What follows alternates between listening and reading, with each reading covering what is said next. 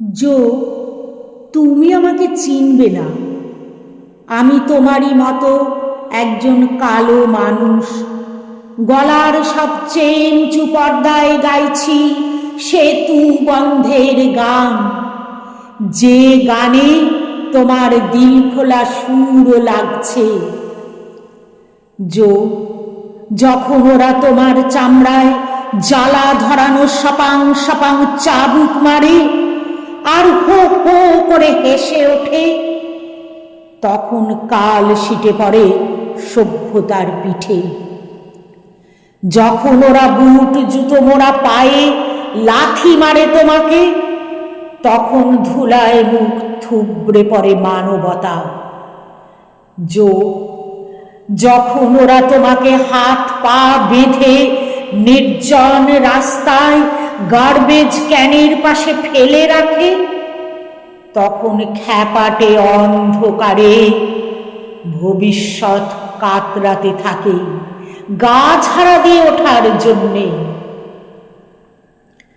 যদিও আমি তোমাকে কখনো দেখিনি জো, তবু বাইবেলের কালো অক্ষরের মতো তোমার দু ফোঁটা চোখ, তোমার বেদনার্ত মুখ বারংবার ভেসে ওঠে আমার হৃদয়ে।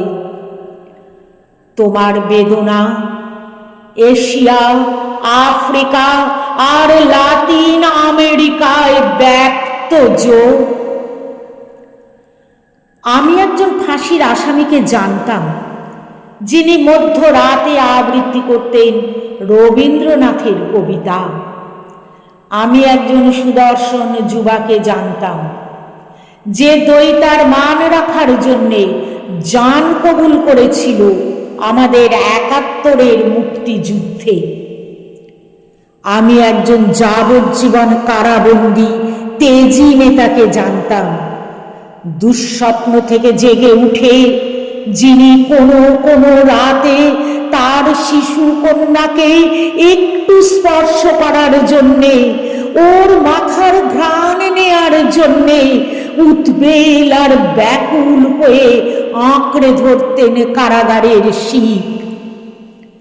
আমি এমন এক তরুণের কথা জানতাম, যে তার কবিতায় আলালের ঘরের দুলাল বেনিমুখ শব্দাবলী ঝেড়ে ফেলে অপেক্ষা করত সেদিনের জন্যে, যেদিন তার কবিতা হবে মৌলানা ভাসানী এবং শেখ মুজিবের সূর্যমুখী ভাষণের মতো। যখন তাদের কথা মনে পড়ে, তখন তোমার কথা নতুন করে ভাবি জো। জো, যখন তোমার ৫ বছরের ছেলের বুক থেকে রাস্তায় ওরা ঝরায় টকটকে লাল রক্ত, যেমন পিরিচে ঢেলে দেয় কফি। জো, যখন তোমার পোয়াতি বউ হায়নাদের দৃষ্টি থেকে পালানোর জন্যে দৌড়তে দৌড়তে মাঝপথে হুমড়ি খেয়ে পড়ে। জো, যখন তোমার সহোদরকে ওরা লটকিয়ে দেয় ফাঁসিতে, তখন কাঁচা দুধের ফেনার মতো ভোরের সাদা আলোয় বাইবেলের কালো অক্ষরগুলো আর্তনাদ করতে করতে হঠাৎ বিদ্রোহী হয়ে ওঠে।